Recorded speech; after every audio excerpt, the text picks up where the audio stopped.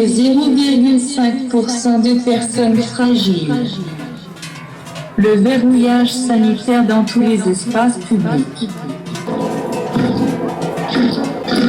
Laisser mourir seul, c'est la charité. La vraie liberté prend place dans l'isolement. Penser par soi-même met en danger le bien commun. Suivez attentivement les instructions. C'est notre nouvelle liberté. Évitez la proximité pour toujours. Évitez tout contact humain.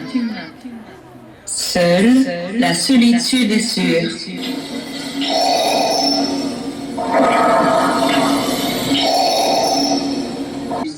Ne touchez pas votre visage.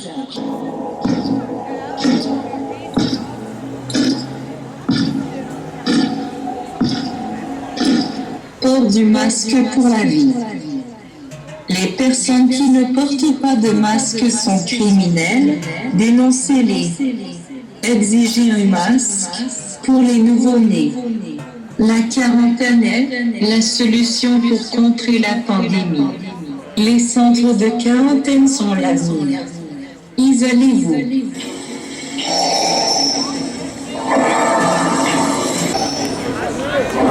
Les mesures sont au-dessus de la Déclaration des droits de l'homme.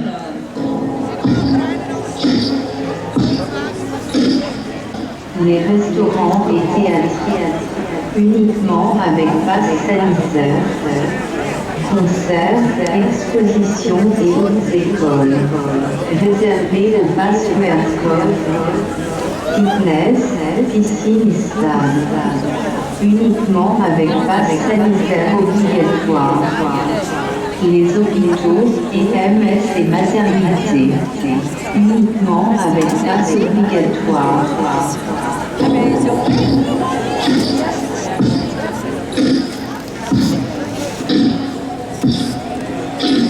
Influencez vos proches.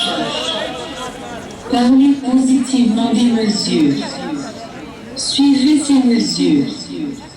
Soyez un bon citoyen. Montrez l'exemple. Écoutez le gouvernement, il vous veut que du bien. Surveillez les autres. Dénoncez chaque mauvais comportement.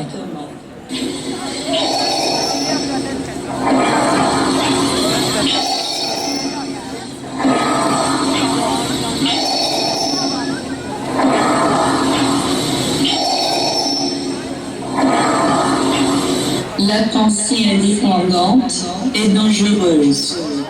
La pensée critique est une pensée conspirationniste. Ne posez pas de questions. Ne réfléchissez pas.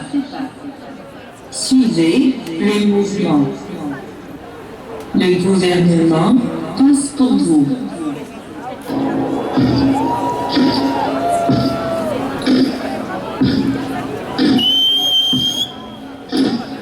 Isolez-vous dans la peur.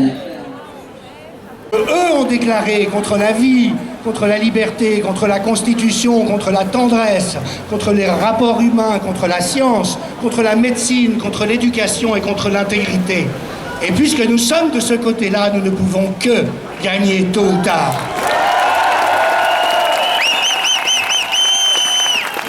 Nous avons besoin de deux qualités sur ce chemin. La première, c'est la combativité.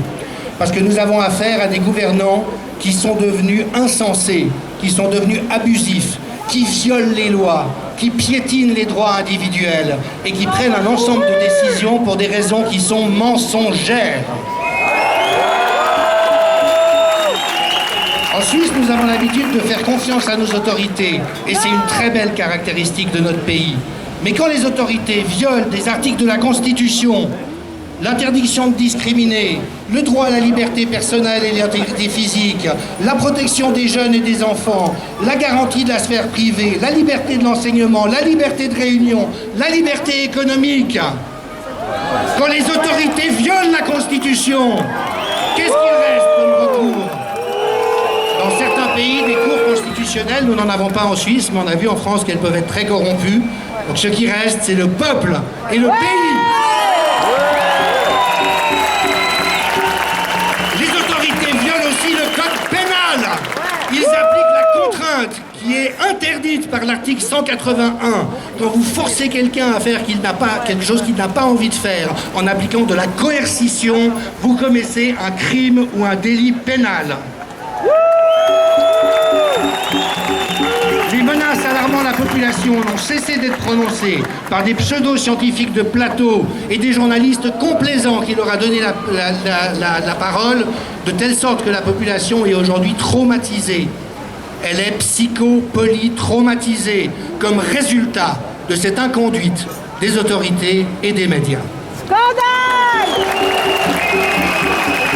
Et puis, non contents de tout ça, les autorités violent les conventions internationales, et notamment celles issues du Code de Nuremberg, la Convention d'Oviedo, la déclaration. Ça a été un fiasco, que ça a détruit tout, sauf le virus.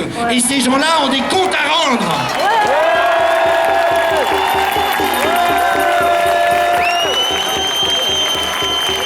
Et j'en appelle aux médecins, j'en appelle aux journalistes, j'en appelle aux parlementaires. Ne piétinez pas votre dignité, ne piétinez pas votre honneur. Le mensonge est en train de se lézarder dans le monde entier. Les effets réels de l'injection génique sont en train de sortir. C'est une hécatombe. La réalité de la destruction de l'économie, des suicides dans la population, des suicides de jeunes, d'enfants qu'on n'avait jamais vus auparavant. Tout ça est en train de sortir. Et c'est pour ça que je vous dis que nous avons gagné. Ils n'ont plus que quelques temps devant eux, mais la vérité sortira. Et de grâce, journalistes, faites votre métier.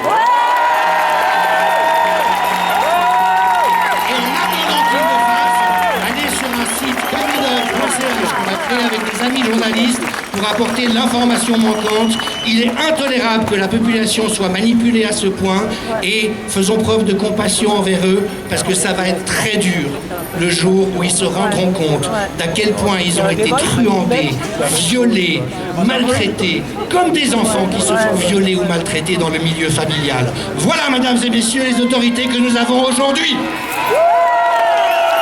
Bravo, Jean-Dominique Michel, merci. Voilà, juste un aparté, je vais présenter juste un mot, c'est incroyable, mais à 500 mètres d'ici, je ne sais pas si vous savez, mais aujourd'hui à Genève, c'est le jour de la vaccination. Regardez, il n'y a personne là-bas.